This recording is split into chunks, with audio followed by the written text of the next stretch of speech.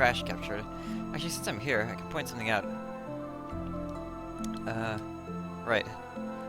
If you go to the options here, and you have a look at movement, you have two options for movement. You can either set it, well, you have that option and this option, but here in directional movement, there's two settings. You can either set it to 360 degree or 8 directional. I don't know why it is, but pretty much everyone I've seen play this game, and it's not that many, but like everyone I've seen speedrunning this game has been playing with the 8 directional movement, or like with the D-pad or something like that, which moves in 8 directions instead of using the 360 degree mode. The reason I find it interesting, well, I can kind of understand it. It's like it's much more consistent, I guess, if you want to pull off certain angles.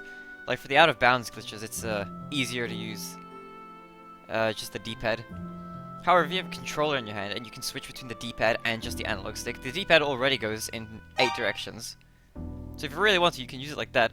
However, there are some advantages to using the 360 degree movement that nobody's utilizing them, and I think they save, or it's using the analog stick to actually run in much more precise angles.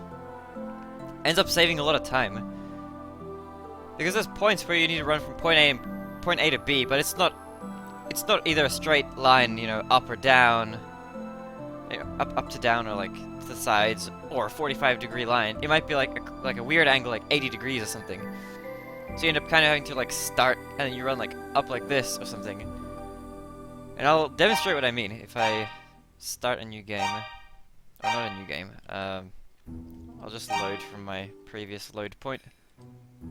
I'll go. Actually, I'll do it from here, and then I'll load a different game, just to illustrate the point I'm talking about.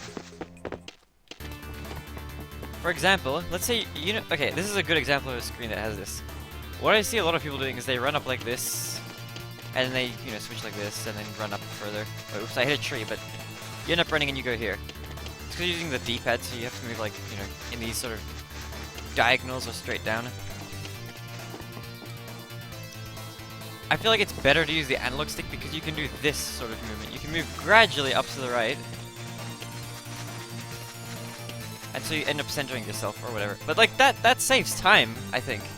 I was timing that against like the actual runs, and I think that actually saves, like even in the first like 2 minutes, it's already noticeable how much time that saves, because you do a lot of running around, especially in these open plains.